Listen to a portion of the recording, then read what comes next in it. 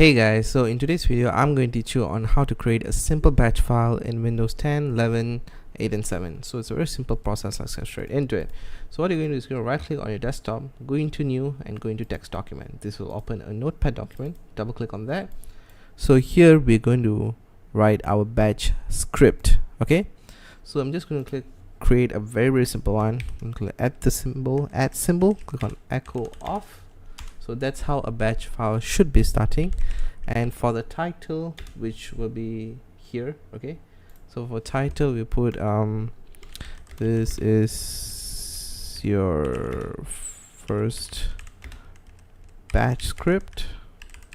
Okay, go full stop right there. Oh, that's not this and that's not s, that isn't yours as well. Okay, so the next line we're going to type in echo, and this is what you want it to say in the CMD content area.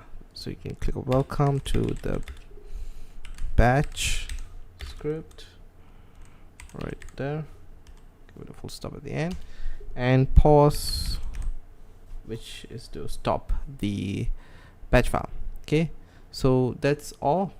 This is the main criteria: echo off, echo and pause. This are what is required in a batch file. Okay, so you're going to click on file, save as, make sure you click on save as. Okay, here you're going to tip on first script right there, and then you're going to type in dot bat. Okay, make sure the dot bat is there. Okay, and here you're going to click change it to all files. Okay, and save the file.